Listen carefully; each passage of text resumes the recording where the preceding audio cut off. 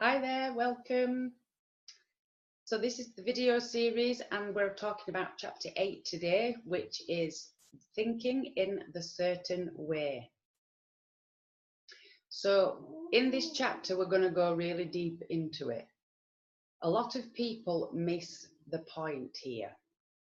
So this is really, really important that you listen to this chapter. So Wallace wattles about thinking in a certain way.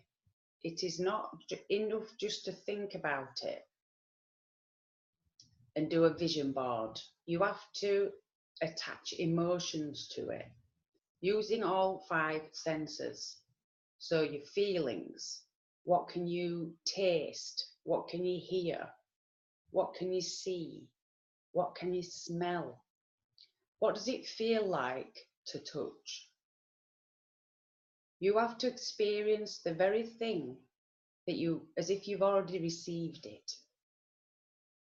You know, you've already done this. You've already done this over and over again. When you've wanted something really bad, and I mean really bad, maybe it was a new car, or passing your driving test, or maybe having the wedding of your dreams, or maybe meeting your first one true love. I spent all of my 20s and half of my 30s being messed about, being cheated on, being beaten on, by being treated really badly. And I mean really badly. By total losers. Total losers that were supposed to be boyfriends.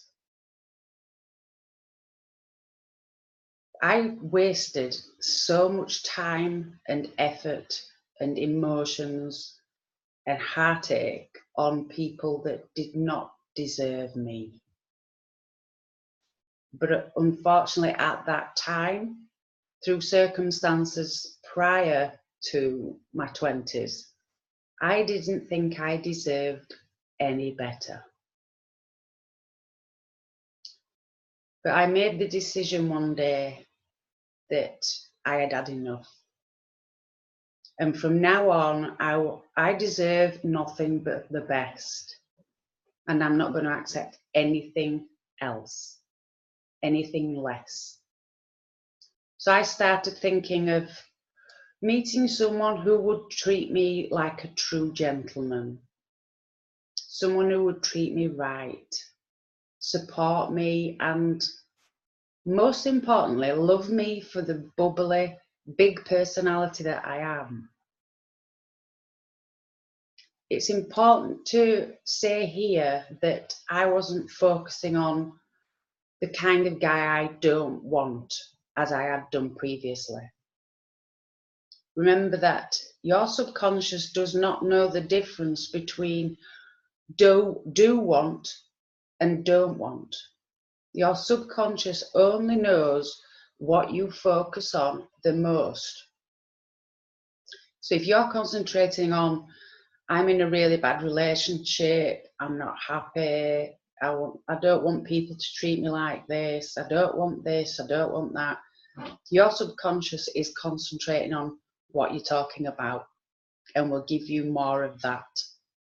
So focus on, if you're in a situation where, say you're in a job that you don't like, don't think, I hate my job, I wish I had a better job, I don't like coming to work, I hate doing this, I hate doing that. Your subconscious is just going to provide you with more of that. So instead of focusing on what you don't want, if you're in a job that you dislike, focus on getting the job that you do want. How would it feel?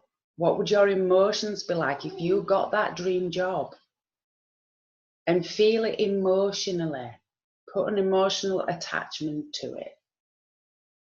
You know, really use your imagination. How would I feel being in a job that you're appreciated, and you're paid well for your time, that you get on with everybody, everyone treats everybody with respect, how would that feel? So if you really, really, really get this, this is the secret. When you can form in your mind not only the thing that you want to come about, but impressing that thought with your imagination, but feeling how you'd feel as if you already received it. You have to imagine experiences that you would want to happen in your life. You have to obsess and think about them all the time. So write those down. And then write down opposite. Who do you need to become? What do you need to learn? What skills do you need? The emotions you need to get these experiences in your life. The last part is contribution. Who are you going to contribute to? You know, if you want to go on vacation, it has been said that people spend more time planning a 2-week holiday more than they do their entire life. First, you have the idea you want to go on holiday. Secondly, where should you go? When should you go? You look on the internet and see pictures, prices, what does it cost to go? The hotel, the airline. You watch YouTube videos, and then you become creative and resourceful to figure out how you're going to make this experience happen. Are you excited? Do you tell people? Do you share where you're going with your friends and family? Of course you do. This is what's called being on the emotional plane. Live in that house, wear the fine clothes, go on that holiday, ride in that car, go on the journey and confidently plan for it. You desire and live all the time in that imaginary and financial conditioned mind. So I was working, just to give you an example, I was working self-employed as a barber in the local barber shop where I live. I was on an average income, part-time, and then my back gives in. I can hardly walk, never mind work. I see the specialist neurosurgeon who says that I won't get better. In fact, I will only ever get worse. That plus other medical issues, chronic health issues, left me in a bad place. I had no job, no money, no life. So I took a nosedive. I am depressed, nothing to look forward to.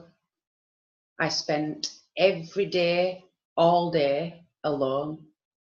I'm stuck with nowhere to go and on enough medication to put an elephant to sleep. And I'm not joking. I've gone into more detail in previous videos. So if you haven't watched those videos, please do so.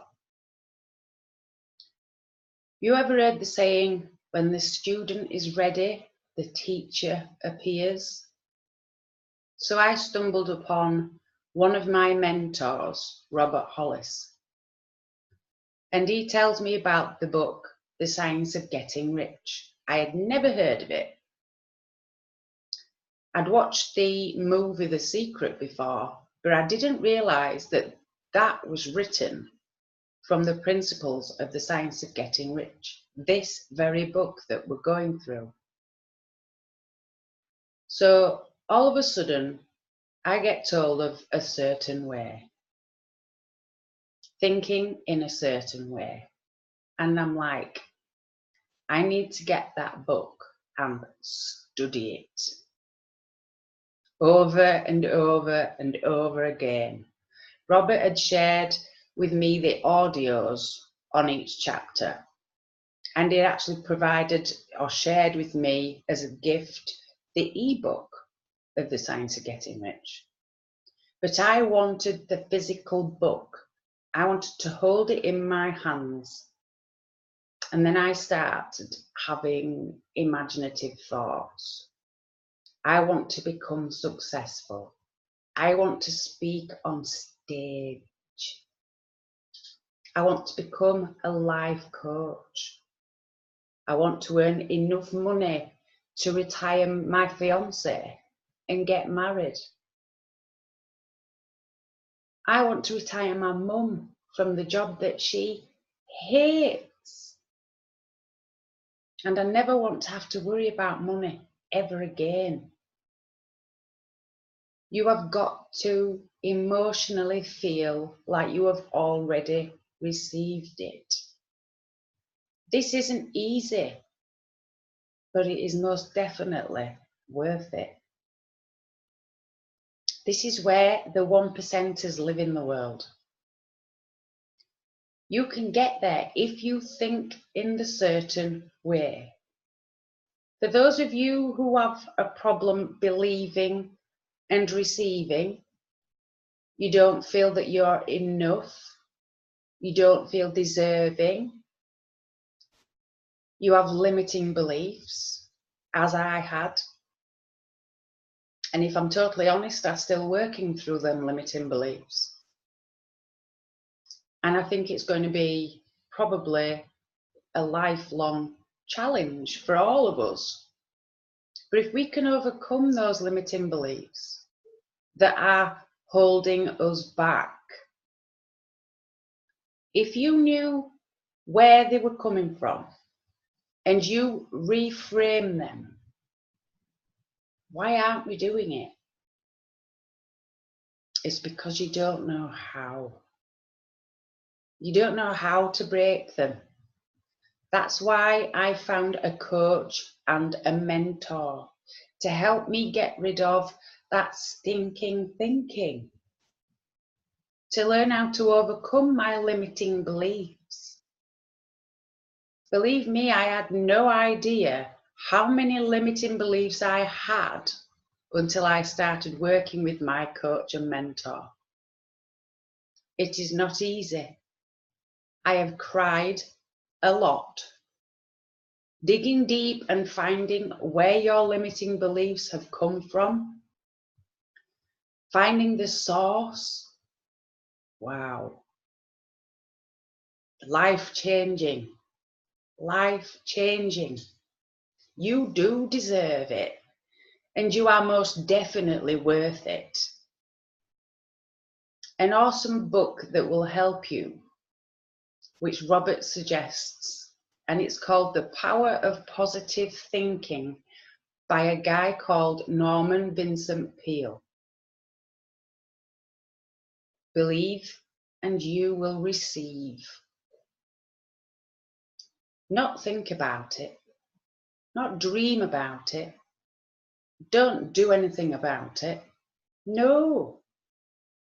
If you're stuck, not excited about it, not motivated, or even passionate, then you are not living it. You're not living it like you already received it. When we're living as though we've already received it, we're imagining something that will happen. And yet, generally, we're 3 years out. So what we're imagining now will come into fruition within 3 years. We're always working 3 years from now. It takes time to manifest things. It can take, sometimes it can happen before 3 years. But as a rule, we think about things 3 years from now. I want you to imagine having a conversation. This is something that Robert talks about. Having a conversation with a person, with someone who is either with you or no longer with you. Remember, it's imagining. And tell them of an experience you just experienced. Someone close to you. For me, it would be my coach, Melody Viber. She calls me up, asking, how are you? And I'm like, oh, goodness me, I am awesome right now. And Melody's like, that's great. What's going on? I say, Melody, I was on stage this weekend speaking for the first time. I poured my heart out on that stage. And by the time I had finished, there wasn't a person who didn't stand and give me a standing ovation. It was incredibly emotional. I get a lump in my throat every time I think about this. I felt the proudest I have ever felt. And Melody says, wow, that is so awesome. And I say Melody Riber because Melody's belief in me, she believed in me long before I believed in myself. The only person that I talk to that has true belief and sees my potential. So to tell Melody of that personal experience first, and to hear her words saying, I'm so proud of you. That is when you know that you're on the emotionally attached to your dreams and desires. To physically feel the emotions, you can hear the audience, you can see the audience, you can feel them and smell like your imagination, let it run wild. I've got tears in my eyes because that's something that I really, really want to do. To uplift people, empower them, and to do it on such a massive scale in front of a few thousand people, and to see them all on their feet because they're so inspired from what I've told them, what I've said.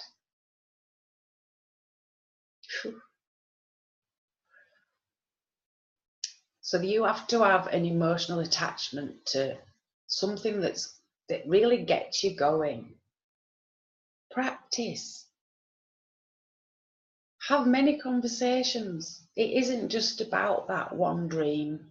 I have got so many dreams through doing all this work that I could go on for days talking to different people about how I'd experienced something and how it felt. And to hear those words, I'm so proud of you. So have as many conversations with whoever about your dreams, about the things you want to experience, like you've just experienced them. Sometimes it's very powerful to do it in the mirror. But as you can see, you can get emotional about it because that's how much you want it. That's how much you want to make it happen. This was chapter 8. I hope you gained some value from it. This is Sara Wood. Take care.